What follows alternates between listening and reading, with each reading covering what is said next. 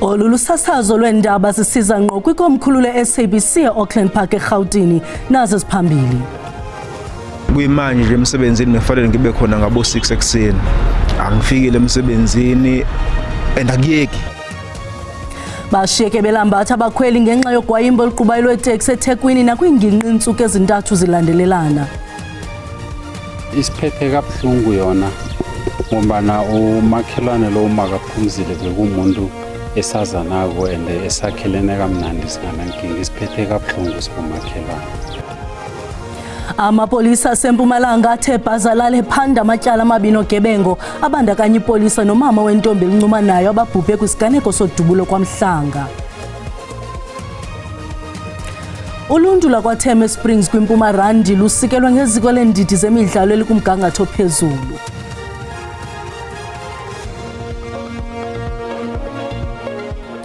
Molweni emakhaya, khongozelani uvimbe sinilungiselele wona ngokuhlwanje.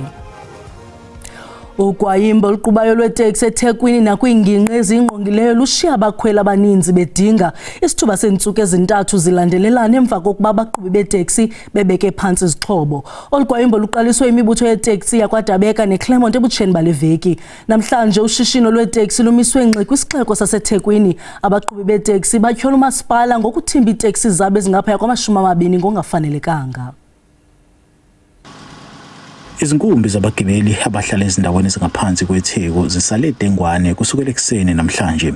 Abemboni yamatekisi bakumisenze ukusebenza ngenxa yokuphikisana nesiphathimandla zomkhandlu.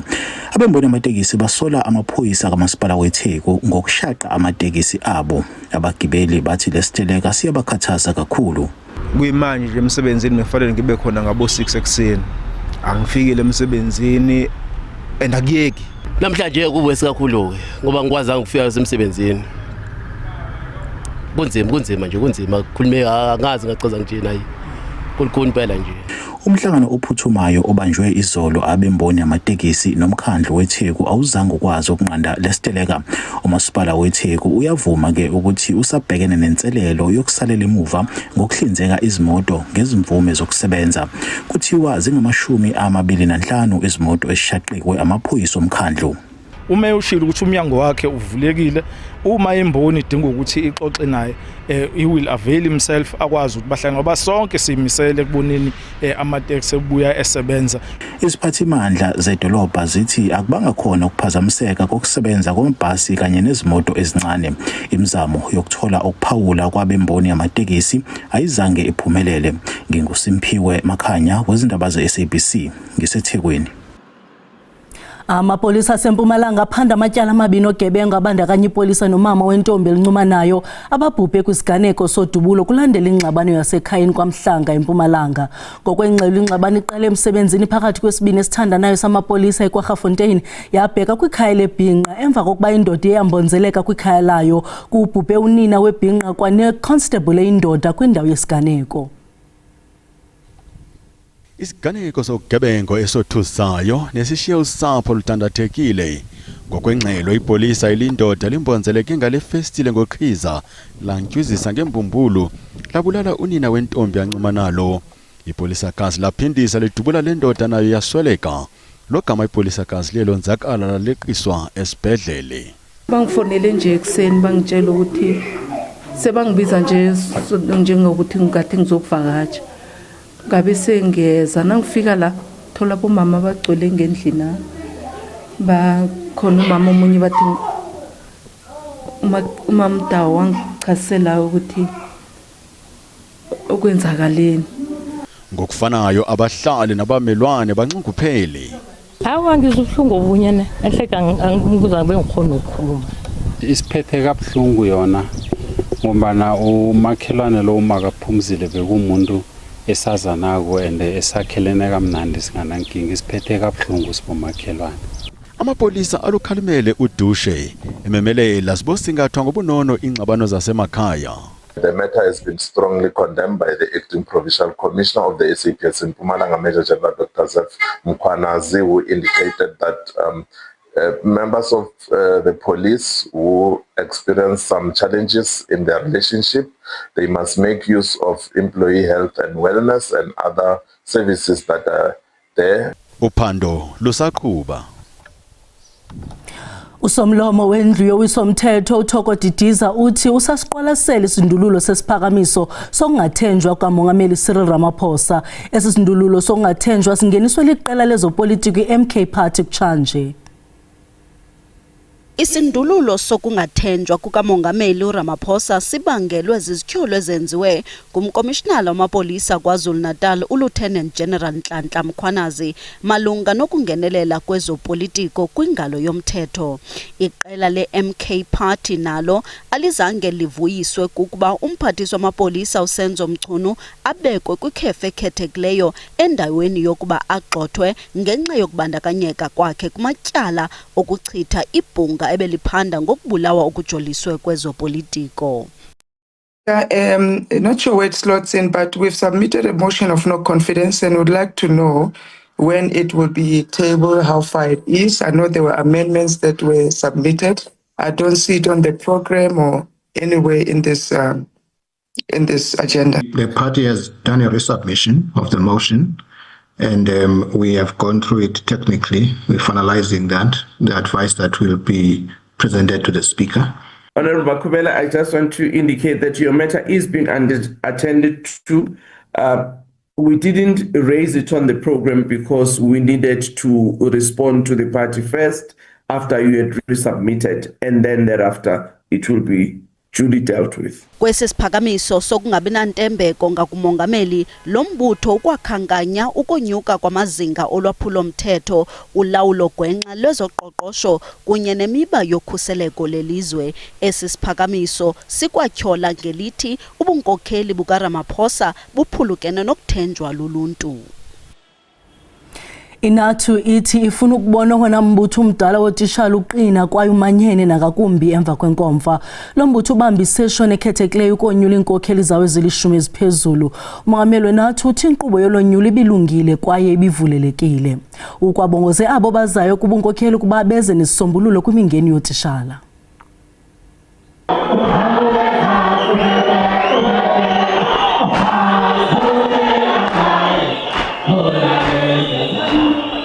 Bekusho ingoma ehotela iBeachwood njengoba ibisingena osukwini lwesibili ingqungquthela yokuqoka ubuholi enyunyene ninathu. Umengameli wayo uSibusiso Malinga uthi yize beyishubile ingxoxo kodwa akafisa ukuthi kugcina sekukhona abayinkukhu nempaka bengasabhekani. That process went well after robust, engagement. Because if it's a conference, we have to engage robustly. We should allow, the conflict of ideas, but not the conflict of people. Umalinga uthi upholo buzoqokwa kumele bube imbumba buzama ukubhekana nengqinamba othisha ababhekene nazo. The new leadership should deal with unity in our organization. They should also deal with all the challenges that our teachers and schools are actually experiencing. Because, we usually say, aluta continue. This struggle continues. Inhlangano engamadla ndawonye nathu iSouth African Council for Educators ihlobolo bizothatha intambo kumele bizame ukuyifakela ibuka indaba ethinta udlame olubhekiswe kothisha njengoba lezi ingane abayifundisayo ivele zifuna ukubadla lihlaza. Teachers are going through serious challenges. You would know there is violence against educators by learners. You'd know that they are teaching in overcrowded classrooms. They don't have time. They are playing multiple roles. They are teachers. They need to deal with teaching and learning curriculum. Mbukile kusasa njengalezi khathi indoda nendoda iyobe seyazi ukuthi imikuphi njengoba iyobe isikhishiwe imphumela. Igama lami nguCalvin wakwaDludla endabeni zeSABC nibika ngiseBoksburg.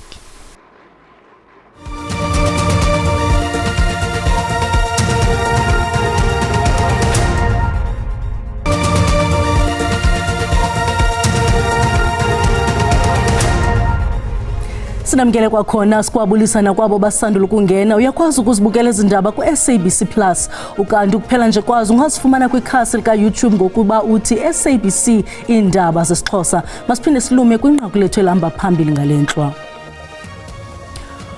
Ugwayimbo oluqubayo lweteksi eThekwini nakwingingqi ezingqongileyo lushiya abakhweli abaninzi bedinga isithuba sentsuku ezintathu zilandelelana emva kokuba abaqhubi beteksi bebeke phansi izixhobo. Olugwayimbo luqaliswe imibutho yeteksi yakwaDabeka neClermont ebutsheni bale veki. Umphathiswa wezolimo umnumzana John Steenhuisen uthi inzame zokunqanda ukunwenwa kwesifo sochwane nenyebethu zithityazwa ngabantu abafudusa inkomo ngaphandle kwemvume. Umnumzana Steenhuisen ukuthethe oku ngethuba kwiphulo lokugoma inkomo eVentersdorp eMntla-Ntshona. Zinkomo ezingama300 ezagoma kweli phulo kwafunyaniswa iziganeko eziyi-26 zesifo zochwane nenyebethu eMntla-Ntshona. Inzame zikarhulumeni zokunqanda ukunwenwa komlilo wedobo kwesifo sochwane nenyebethu ezinkomeni kumaphondo aqhaphazelekayo zithityazwa kukufudusa kwenkomo ngaphandle kwemvume, utsho umphathi wezolimo umnumzana John Steenhuisen. I'm still very concerned that there are still people moving animals illegally around the country out of foot and mouth disease areas into other areas, and that's making the fight against this a lot harder. We have speculators, there are auction houses, there are transport companies, there are farmers and speculators that are involved in moving animals around. Amafama alithakazelele liphulo. Our cattle were not quarantined because of we're communal. There's a lot of space that we can assist us. They must give us a portion of land where we can put our cattle there, so that in future when you have something like this, we can quarantine before we go to the stage of vaccination. Urhulumente waseMntla-Ntshona uthi amanye amafama abamadolo anzima ukulandelwa emva kokufumaniseka kokuba inkomo zawo zinaso esifo. Those that have their livestock tested positive, they have an issue about branding. There's nobody who's rejecting vaccination, but vaccination in a declared area has to go with branding. Kulindeleke ukuba ziqine inzame zokuthibaza esifo emva kokuba ebutsheni bale veki kutyunjwe igqiza elibandakanya amafama norhulumente ukuba libe ngosiphuthu bokuthintela nolawulo lwezifo. Usekela mphathiswa wezemisebenzi yoluntu uSihle Zikalala uvakalise ukothuka nomsindo kukubona isikhululo samapolisa ePark Road eBloemfontein seyindawo yolwakhiwo. Inkqubo yokuphucula isikhululo saqala ngonyaka ka2006 kwaye sele kutshintshwe oonokontraka abathathu. uZikalala ukwanqinile ukuba sele kuhlawulwa izigidi zerandi ezifikelela kuma-51 ukuphucula esi sikhululo. Oonokontraka abathathu ababiziweyo ze babhatalwa, kodwa isikhululo samapolisa asikagqitywa ukuphuculwa kwaso sele kwamiswa kwiinyanga ezili-18 emva koqhwesha konokontraka wesithathu. The government agreed on 31 million, but at the end there were escalation to 51 million. Now what we are working on is to ensure that one, that is properly investigated. Is it within the scope of work that was initially agreed on? Bathukumiswa kolwakhiwo sele kunefuthe elibi kuziso lwenkonzo ezingundoqo kule ngingqi. Taking lessons from what is happening here, because we will not allow our project to delay, because that leads to project escalation in terms of prices. Njengamashumi-30 afumana uqeqesho lokukhulisa iinkukhu kwiphulo lesebe loluleko. Eli phulo liza kuqosheliswa kwezi nyanga zintandathu zilandelayo. Have that production of broilers, and the dependency will be reduced. That will reduce cost, and therefore the Department of Correctional Services will be able to do more with less that we have. Zikalala ukwachazelwe ngomanejala kwisebe lakhe abangazihambiyo intlanganiso zokuqhubela phambili nomsebenzi weliphulo. Uphando lwenkundla ngesiganeko sokubulawa kwabantu kwihotele yaseHighgate eMonti ngo-1993 lumiselwe ngomhla wokuqala kuDisemba. Kuphandwa ukuba ukhona na umntu ongathwalisa uxanduva ngeso siganeko emva kokuba kwakurhanelwa ukuba yayiluhlaselo lwe-APRA ye-PAC kanti kwakungasiyiyo. Igqwetha elimele amaxhoba kunye neentsapho zentlekele yaseHighgate, uAdvocate Howard Vani, uthi kuvisa kabuhlungu kuba khange bakwazi ukufumanisa ukuba ngubani incakasana owaphembelela esi siganeko. Wongeza ngelithi amaqhutyaqhutye kuphandeni kwamapolisa kunye nekomishoni Truth and Reconciliation Commission khange zize nanyani. Uthi oku kunefuthe elibi kwezi ntsapho. Despite the legal requirement that an inquest be held whenever someone dies from unnatural causes and no criminal trial ensues, no inquest was convened in 1993 or the years thereafter. Section 5.2 of the Inquest Act requires that a magistrate shall ensure that an inquest is held when deaths occur from unnatural causes and when there is no prosecution, as in this matter, and yet the families had to wait more than 3 decades for this inquest to be established. Kanti umbuso uthi akho bungqina obukhombisa nakomnye obekhe watyholwa ngaphambili. What this evidence did lead to is try and exclude potential theories.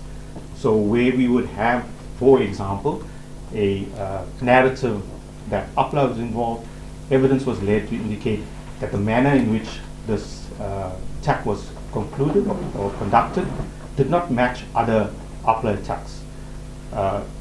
When it came to the weapons used, the manner, the precision in which the attack was conducted, it did not match Upload attacks. Kwenziwe isimemelelo sokuba nabane nawo nenkcukacha mayelana nesisehlo aze ngaphambili. Ndingo Abongile Yankees weendaba ze-SABC eMonti. Ukwenza uluntu undoqo kulondolozo lwendalo kuko bekugxilwe kuko ngethuba losuku lwesibini lweengxoxo zoMbono kanyaka ka-2040 kwi-indaba ebibanjwe yi-Sunparks eGqeberha eMpuma Koloni. Le indaba intsuku ntathu ijolise kumanyeni bonke abathatha inxaxheba nababandakanyekayo ekubumbeni kamva apho ulondolozo lwendalo luphuhlisa uluntu. Ukuqinisekisa ukuba abantu bayaxhamla kulondolozo lwendalo ngowona mbono wale indaba. Umnqweno kukugxila kubudlelwane phakathi koluntu nendalo. What we're trying to do with Vision 2040 now, it's move towards what's called inclusive conservation, where that's what I'm saying we're correcting an incorrectness of the past, where we are now trying to look at a kind of model where a community that stays to a national park, let's take for example a buffalo passing by, that they move away from the conversation of there is a buffalo park to what rather there is a buffalo to one where they say there is my buffalo. Phambi kokuba kuqale le indaba kusungulwe inkqubo yokuqeqesha amashishini asakhasayo. Sicelayo thina ezathi Vision 2024 ibe nguvision now. Sifuna uqala ngokuthina singabantu bancinci. Singabe silindi 10-20 years. So siyavuya kodwa sekuqaliwe siyancokolela abantu base omasipala lo rhulumente. So sifuna usebenza nabo sikwenza umsebenzi omuhle. Abanye ulondolozo lwendalo luthetha ukuphila ngomoya kwanenkcubeko.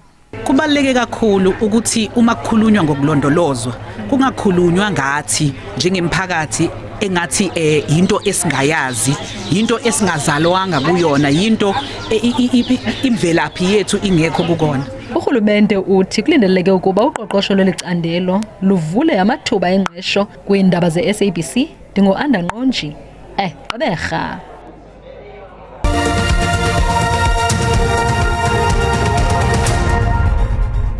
Uluntu lakwaThema Springs kwiMpumarandi lusikelelwe ngeziko leendidi zemidlalo elikumgangatho ophezulu. iKaizer Chiefs ibambisene nebhanki iNedbank inikezele ngokusesikweni ngeli ziko kwisikolo iPhulong Secondary.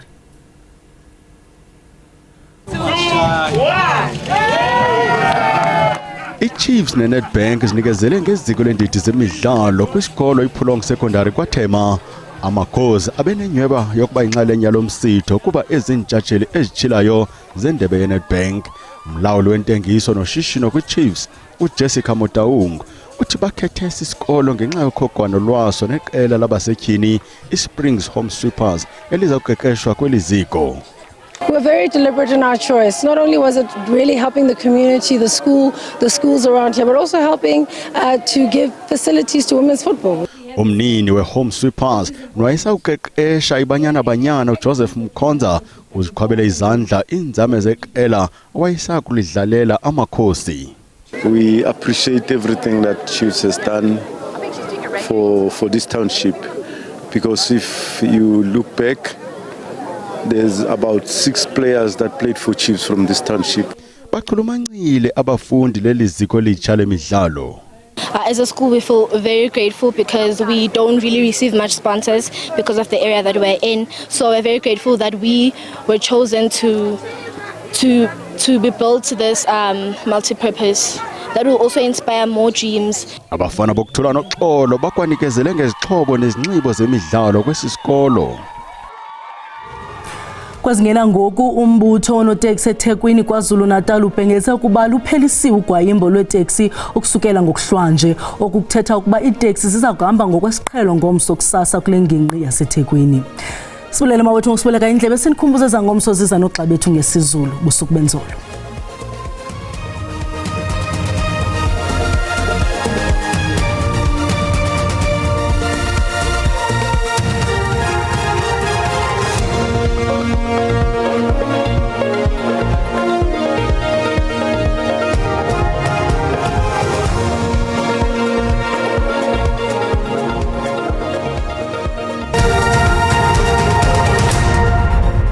Butani mawethu ngicela sikhongozele nazi lo uqikelelo lwemozulu ndingatsho ndithi akho kwamvula zilindelekileyo ngokuhlwanje ngaphandle nje kweba limathumbataka ezulu uqala pha kwendawo ezikumzantsi ntshona ukuya kungena pha kwimimandla ezikumzantsi mpuma welizwe kanti ke ngomsombukeli sabonto balisatherhwele ngamafu ubukhulu becala kwimimandla esentshona ukuya kungena pha kwendawo ezikumntla mpuma welizwe kanti ke khona na 30% wamathuba emvula olindelekileyo phaya eFreystata eLesotho empuma koloni Guguta njalo kuya kuthi ga phaya ko-Riversdale zikhona ke nezibhaxu zenkungu qhube nophelo mbukelo phaya eMpumalanga kanti ke mbukelo yabongoza into buqaphela kaloku la mozulu eyomileyo efudumeleyo nokudala ke ukunwenwa kwemililo yamadlelo kwendawo ezisembindini kuyakuthi ga phaya koBhulukwane kuquka ke naKwaZulu-Natal phaya wona amaqondo okutshisa asibonisa into abanoko lithanda uba lihlizulu phaya eKapa Loduma amaqondo abetha phaya ku-13 degrees Celsius lishumi phaya evostile ngokunjalo naseRiversdale kuya kungena eTshorweni naseGeorge kanti ke naphaya eDiara silindele ishumi kodwa ke kwimimandla esempuma kokomani phaya